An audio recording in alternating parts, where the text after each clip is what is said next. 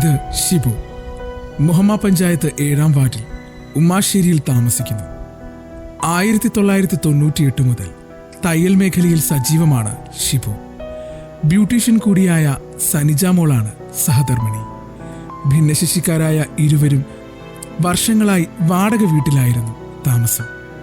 പലപ്പോഴും വാടക കുടിശ്ശികയുടെ പേരിൽ ഇറങ്ങിപ്പോകേണ്ടി വന്നുവെങ്കിലും ഉള്ളതൊക്കെ വിറ്റും പണയപ്പെടുത്തിയും ഇതുവരെ സമ്പാദിച്ചതുമൊക്കെ സ്വരുക്കൂട്ടിയും പോരാതെ വന്ന തുകയ്ക്കായി ഭിന്നശേഷി കോർപ്പറേഷനിൽ നിന്നും ലോൺ എടുക്കുകയുമുണ്ടായി.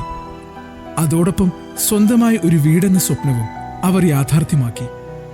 ലോണടവുകൾ മുടങ്ങാതെ കൃത്യമായി തിരിച്ചടച്ചു വരുമ്പോഴാണ് നിർഭാഗ്യം തലയിലെ ഞരമ്പ് സംബന്ധമായ അസുഖത്തിന്റെ രൂപത്തിൽ അവരുടെ ജീവിതത്തിലേക്ക് കടന്നു വരുന്നത്.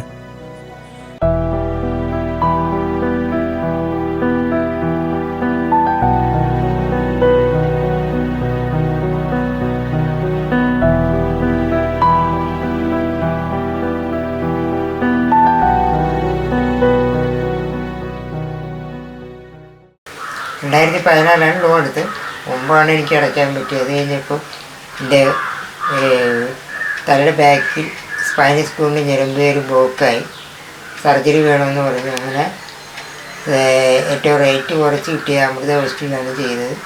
അത് കഴിഞ്ഞിട്ട് ഇപ്പോൾ 3 വർഷമായി. ഇപ്പോൾ എനിക്ക് ജോലി ചെയ്യാൻ ഭയങ്കര ബുദ്ധിമുട്ടാണ്. എനിക്ക് ഏറ്റവും എൻ്റെ ഒരു ആഗ്രഹം എന്ന് വെച്ച് കഴിഞ്ഞാൽ എൻ്റെ ഈ ലോണൊന്ന് ഒഴിവാക്കി തരാനായിട്ടുള്ളൊരു മാർഗം എല്ലാ ആൾക്കാരും എന്നെ സഹായിക്കണമെന്നാണ് എനിക്ക് അഭ്യർത്ഥിക്കാനുള്ളത്. എൻ്റെ വൈഫിന് തീരെ മേലാത്തതാണ്. അവൾക്കും ഇപ്പം മുട്ടിന് സർജറി വേണമെന്നാണ് പറഞ്ഞിരിക്കുന്നത്. അപ്പോൾ അതിനും നല്ലൊരു എമൗണ്ട് ആവും. പിന്നെയൊക്കെ ഇതാണ് എനിക്ക് വളരെ ബുദ്ധിമുട്ടാണ് ഇപ്പോഴത്തെ ജീവിതം.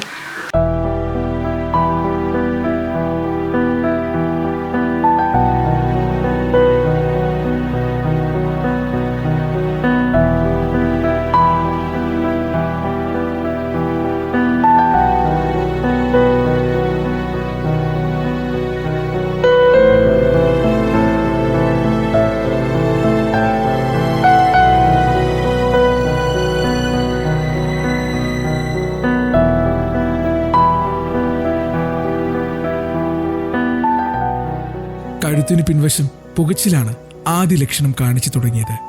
പിന്നീട് 2 കൈകൾ ഉയർത്തുവാനും ബുദ്ധിമുട്ടുണ്ടായി. സ്പൈനൽ കോഡ് കഴുത്തിന് പിന്നിലെ ഞരമ്പിലേക്ക് കയറി ബ്ലോക്ക് ആയതാണ് പ്രാഥമിക ചികിത്സയിലൂടെ സ്ഥിരീകരിക്കാനായത്.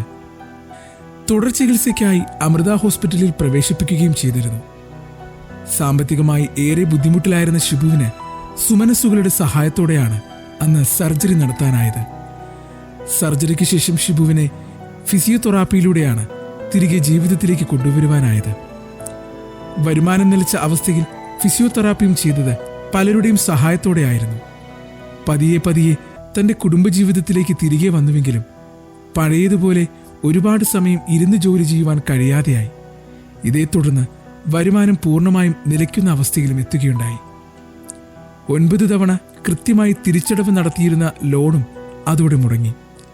ഇരുവരുടെയും പ്രണയവിവാഹമായതുകൊണ്ട് തന്നെ ബന്ധുക്കളുടെ സഹകരണവും ഇല്ലാതായതോടെ ശാരീരികമായ ബുദ്ധിമുട്ട് അനുഭവിക്കുന്ന ഷിബുവും ഭാര്യ സനിജ മോളും കൂടുതൽ സമ്മർദ്ദത്തിലായി. സർജറി കഴിഞ്ഞതിന് ശേഷം കൈ രണ്ടും മുകളിലോട്ട് ഉയർത്താൻ പറ്റുമല്ലോ.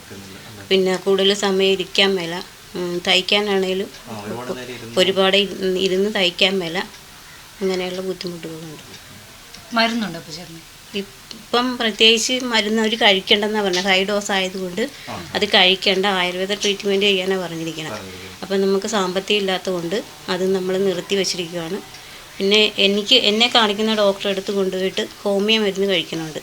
അത് ഞങ്ങളുടെ അവസ്ഥകൾ അറിഞ്ഞിട്ട് സാറ് ഞങ്ങൾക്ക് ഫ്രീ ആയിട്ട് മരുന്ന് തന്നതാണ്.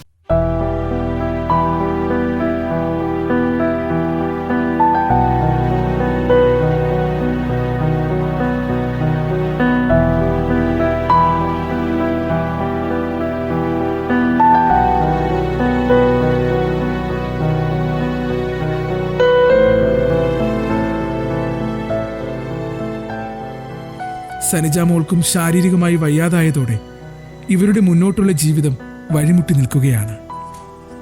2017 ലോൺ തുകയും പിഴപ്പലിശയും ഉൾപ്പെടെ ഇപ്പോൾ 4 ലക്ഷത്തോളം രൂപയായി.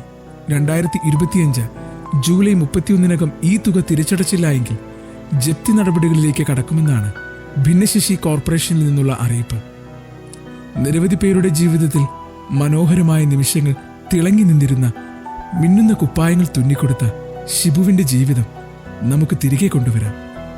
ചേർത്ത് പിടിക്കാം ഇവരെ, സഹായിക്കാം ഈ കുടുംബത്തെ.